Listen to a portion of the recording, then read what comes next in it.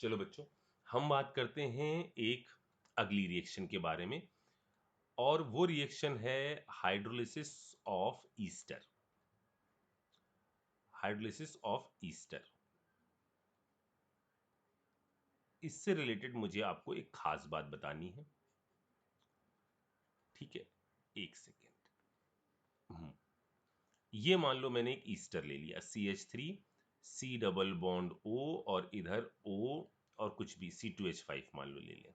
ठीक है, इस पर हाइड्रोलिसिस करा रहे हैं, यानी वाटर के साथ रिएक्शन करा रहे हैं। ये एसिड कैटेलाइज्ड भी हो सकती है, बेस कैटेलाइज्ड भी। मान लो अभी एसिड कैटेलाइज्ड रिएक्शन है, इसकी डीलिंग हम लोग ऑर्गेनिक में करेंगे। तो इसका क्या प्रोडक्ट बनेगा बच्चों? देखो, वाटर लिया गया है, मैंने कहा था हाइड्रोलिसिस इस पर मत करना, क्योंकि इस पर करोगे तो दो OH आ जाएंगे, वापस यहाँ आ जाएगा। इस पोलर बॉन्ड पे करो, इसको तोड़ दो। ठीक है, इसको तोड़ दो या इसको तोड़ दो, क्या बन जाएगा? CH3 C double bond O OH और C2H5OH। ठीक है, इस चीज का फॉर्मेशन हो जाएगा। यहां पर ईस्टर से क्या बन रहा है? ये बन रहा है आपका एसिड, और ये बन जा रहा है एल्कोहल। अच्छा, अब मेरी यहां पर एक खास बात सुनो।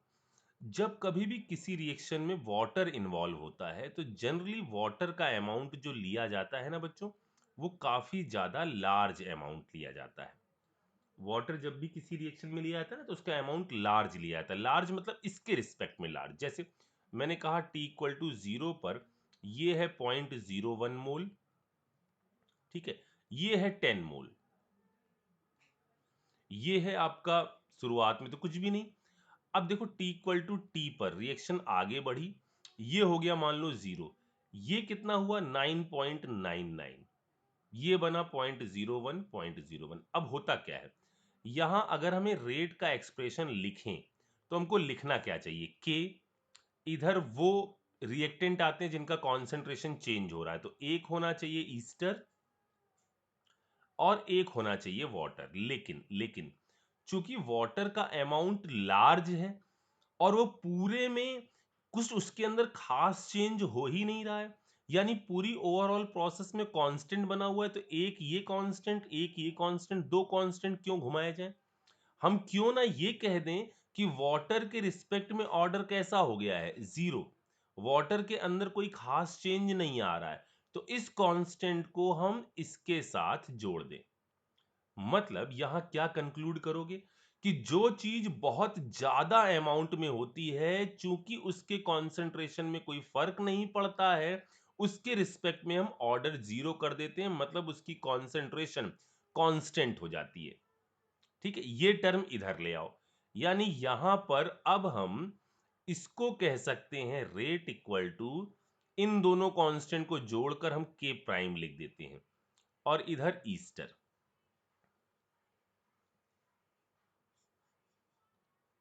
ठीक है, यानी रिएक्शन कैसी हो गई? लग रहा था कंसंट्रेशन 2 पर, रेट 2 पर डिपेंड करना चाहिए, लेकिन रेट इसमें इसकी लार्ज क्वांटिटी के कारण 1 पर ही डिपेंड करता है, और इसी कारण से इसको बोलते हैं स्यूडो फर्स्ट ऑर्डर रिएक्शन। तो हाइड्रोलिसिस ऑफ ईस्टर जो है वो स्यूडो फर्स्ट ऑर्डर रिएक्शन है। ठीक है, कभी आपको वाटर के बारे में इंफॉर्मेशन ना हो, तो आप सीधे सीधे क्या कर दीजिएगा, आपको पता है वाटर का कॉन्सेंट्रेशन क्या होता है। अगर 1 लीटर वाटर लिया गया, इसका मतलब 1000 ml या 1000 ग्राम डिवाइड बाई 18, यानी 55.55। ठीक है ना? तो ये आप यूज कर सकते हो। कहीं आपसे पूछा जाए, आपको पता है के प्राइम बराबर है के इंटू कॉन्सेंट्रेशन ऑफ वाटर। अगर आपको वाटर के कॉन्सेंट्रेशन की कोई इंफॉर्मेशन नहीं हो, लकली आपसे पूछ लिया गया कि के बताइए, तो आप यहां वाटर का कॉन्सेंट्रेशन रख दीजिएगा, के आ जाएगा। ठीक है ना?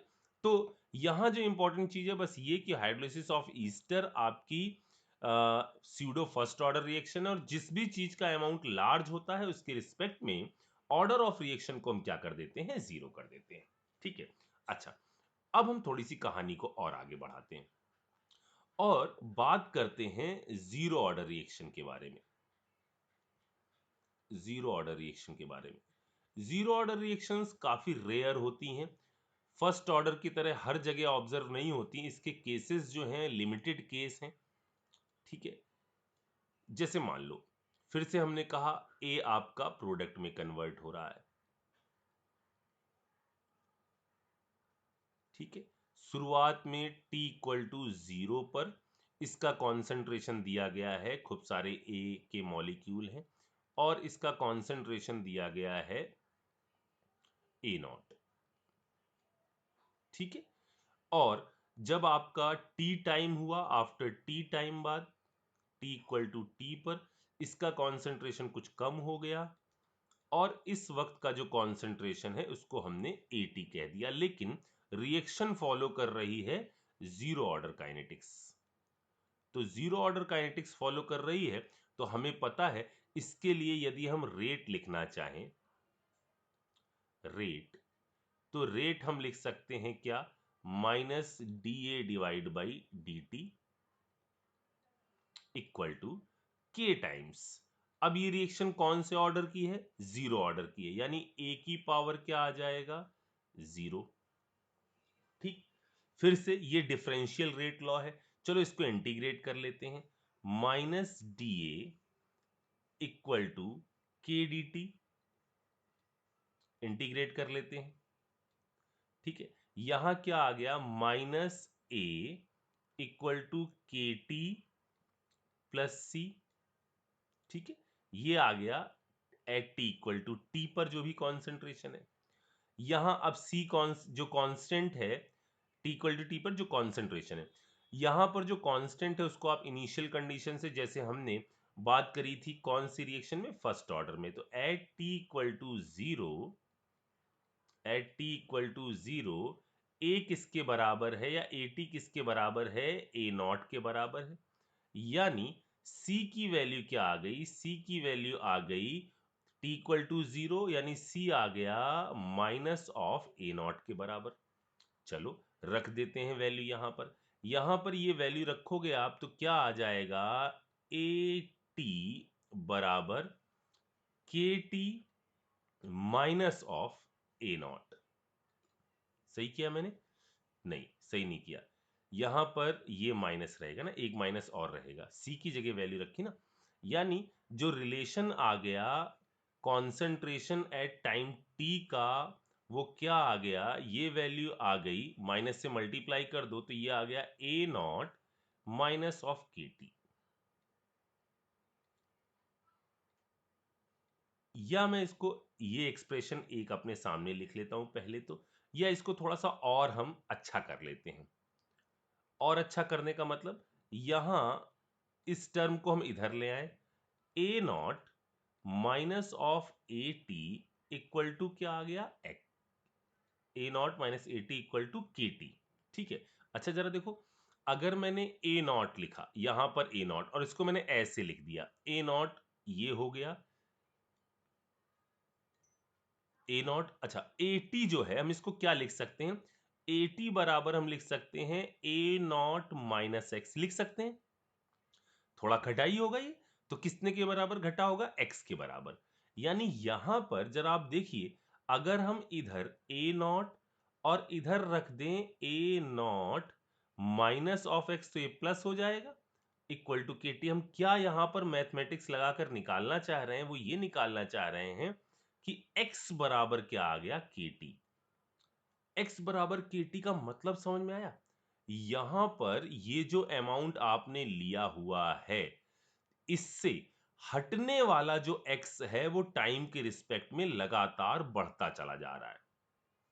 मतलब सर, मतलब ये है कि यदि आप x वर्सेस t के बारे में ग्राफ ड्रॉ करो, x क्या है बच्चों, x वो अमाउंट है, जैसे ये आपने ले लिया इनिशियल a, x क्या अमाउंट है, x वो अमाउंट है जो यहां से आप काटते जा रहे हो,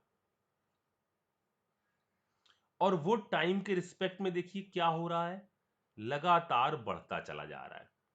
अगर ये टाइम के रिस्पेक्ट में ऐसे y equal to M X के हिसाब से बढ़ता चला जा रहा है, तो कॉन्सेंट्रेशन ऑफ रिएक्टेंट का यदि मैं ग्राफ यहां पर आपको तुरंत दिखाऊं, तो कॉन्सेंट्रेशन ऑफ रिएक्टेंट कॉन्सेंट्रेशन और टाइम, ये टाइम का ग्राफ था, कॉन्सेंट्रेशन और टाइम का ग्राफ यहां पर कैसा आएगा, ये चालू होगा किसी एक वैल्यू से, ठीक है। और देखो जरा सा 80 और इसके अंदर क्या रिलेशन आ रहा है, जरा चेक करो।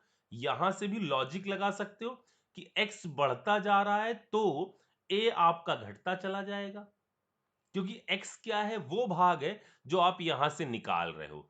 तो ये यदि बढ़ रहा है तो यहां a क्या होता जाएगा, ये लगातार डिक्रीज होता जाएगा। ये आप यहां इक्वेशन से देख लो, इक्वेशन क्या कह रही है, ये है आपकी इस टाइप की इक्वेशन, इस टाइप की लाइन।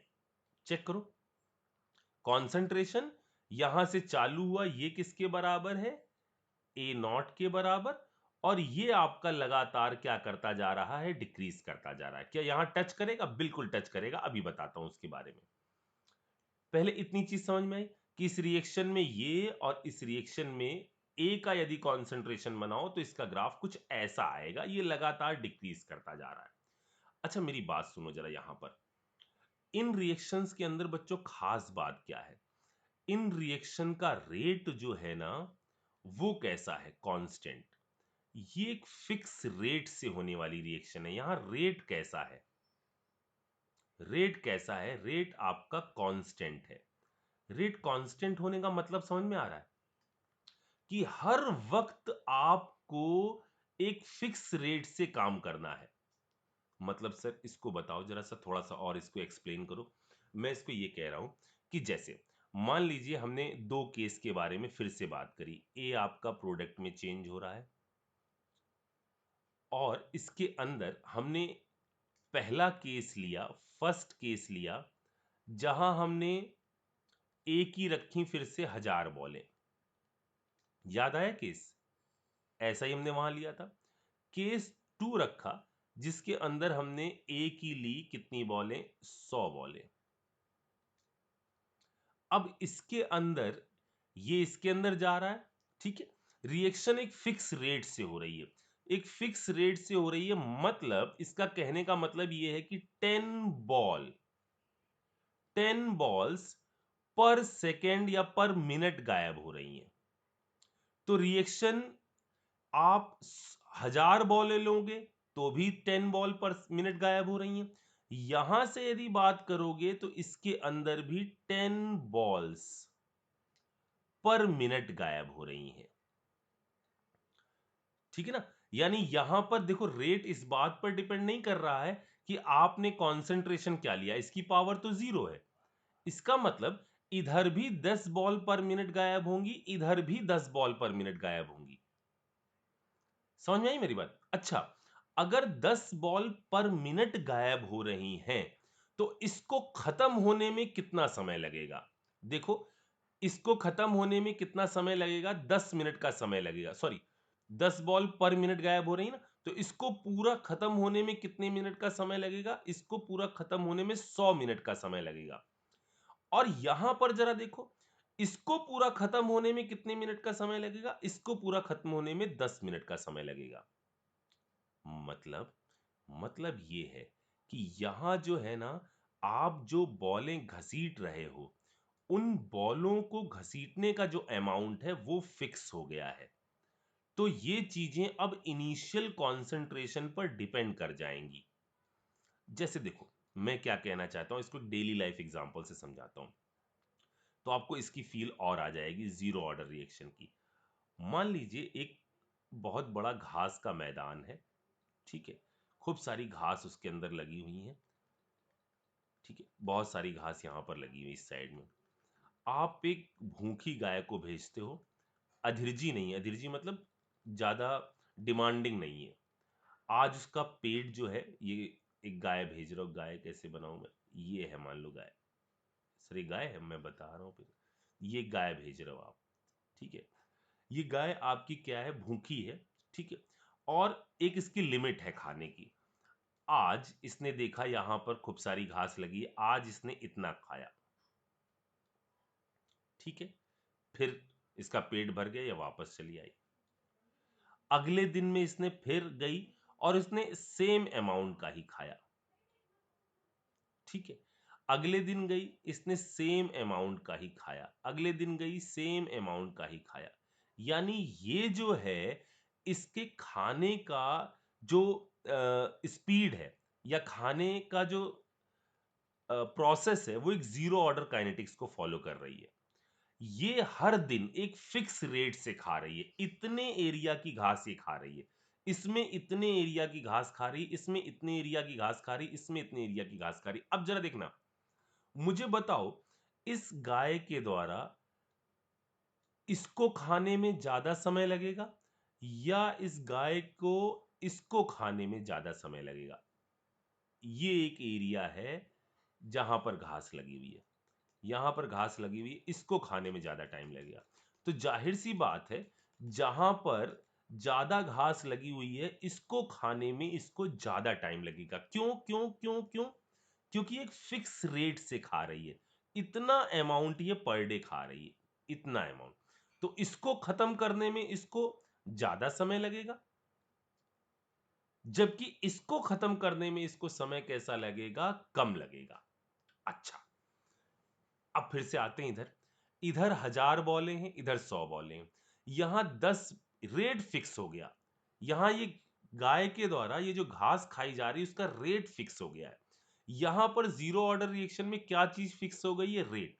यानी जिसमें ज्यादा अमाउंट होगा उस प्रोसेस को करने में ज्यादा टाइम लगेगा, जिसमें कम अमाउंट होगा उस प्रोसेस को करने में कैसा टाइम लगेगा? कम टाइम लगेगा। क्योंकि रिएक्शन कैसे चल रही है? एक फिक्स रेट से चल रही है। आई बात थोड़ी सी समझ में? ठीक है। अच्छा, अब जरा देखो, मेरी बात और सुनो जरा सा। अगर हम यहां पर मैथ्स लगाएं, जरा देखो, यहां पर हम मैथ्स लगाएं तो वो टाइम जब ये रिएक्शन पूरी खत्म हो जाएगी, वो टाइम जब ये रिएक्शन पूरी खत्म हो जाएगी, या ये पहला केस, इसको हम फिर से केस 1 कह देते हैं, इसको केस 2 कह देते हैं। तो वो टाइम जब ये रिएक्शन पूरी खत्म हो जाएगी उस वक्त का यदि हम टाइम निकालना चाहें, यानी अगर हम चाहें टी 100% निकालना, मतलब जब ये ग्राफ यहां पर टच कर रहा है, अगर हम ये निकालना चाहें तो हमें क्या करना पड़ेगा? देखो, रिएक्शन यदि 100% हो गई तो यहां वाली एक्सप्रेशन को जरा सोचो क्या होगा। यदि रिएक्शन 100% हो गई तो एटी बराबर क्या हो जाएगा? जीरो। एटी बराबर क्या हो जाएगा? जीरो, क्योंकि कुछ बचा ही नहीं। यहां ये किसके बराबर हो जाएगा? ए नॉट माइनस के टी, कितना? 100%। यानी टी 100% इज इक्वल टू क्या हो जाएगा? ए नॉट बाई के। मीन्स देखो जरा सा, जितना ए ज्यादा लिया जाएगा उतना खत्म होने में समय भी कैसा लगेगा? इसका टी 100% ज्यादा होगा, क्योंकि इसका इनिशियल कॉन्सेंट्रेशन कैसा है? ज्यादा। इस वाले में क्या होगा?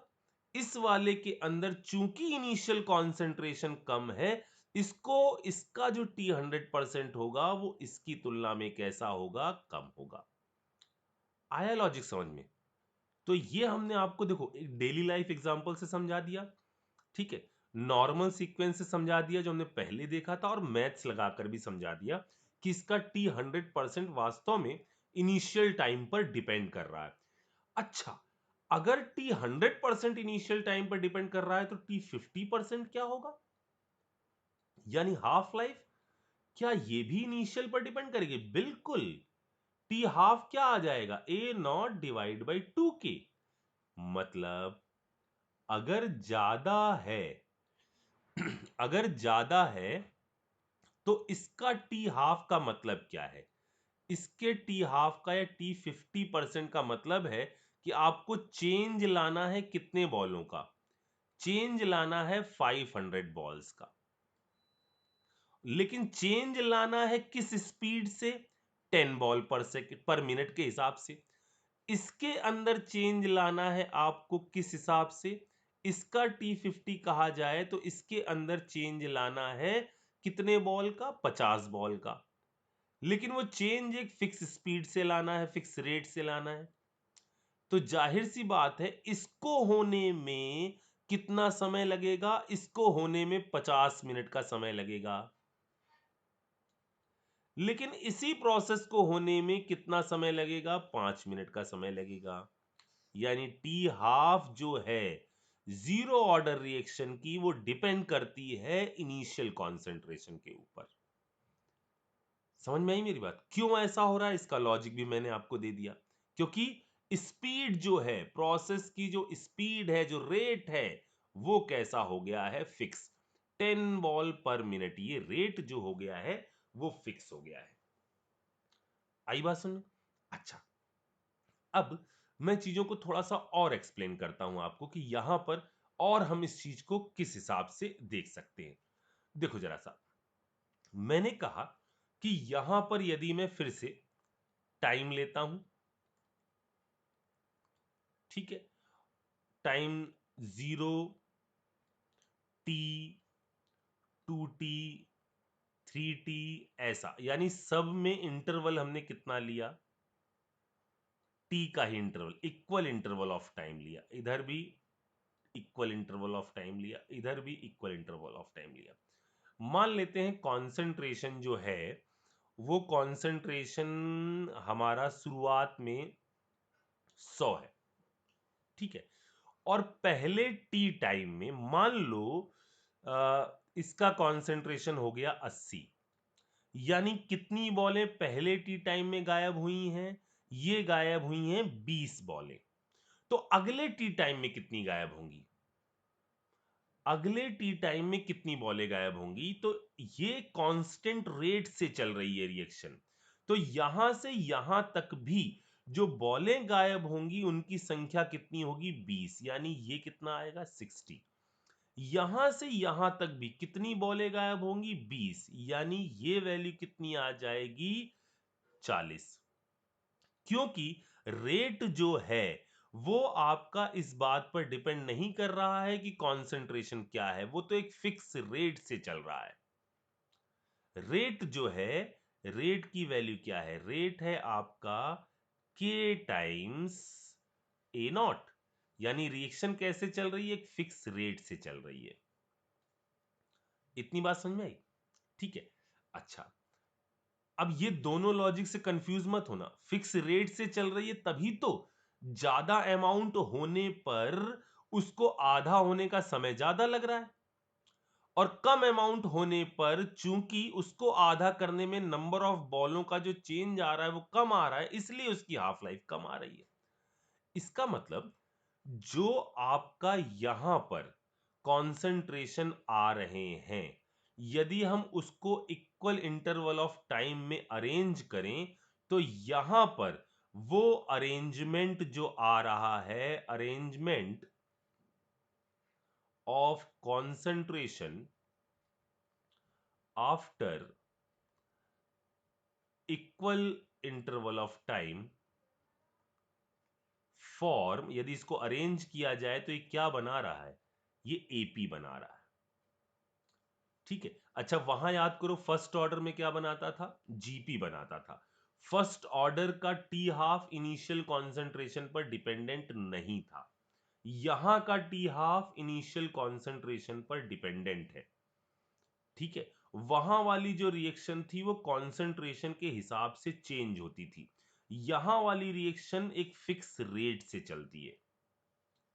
यहां मैं एक आपसे क्वेश्चन पूछता हूं, आप जरा इसको सोचिएगा कि यदि इफ रिएक्शन आपकी हो सेकेंड ऑर्डर की और उसमें भी हम अरेंज करें कॉन्सेंट्रेशन को after equal interval of time, तो मैं आपसे कह रहा हूं कि वहां पर एक एचपी बनेगी। इसको सोचिए और मुझे बताइए कि क्या मैं सही हूं। ठीक है। थोड़ा सा इसमें और चीज में ग्राफ एक साथ बता दूं, एक साथ कंपेयर कर लूं, फिर इसको खत्म करते हैं। ठीक है ना? इसको नोट करो जल्दी से।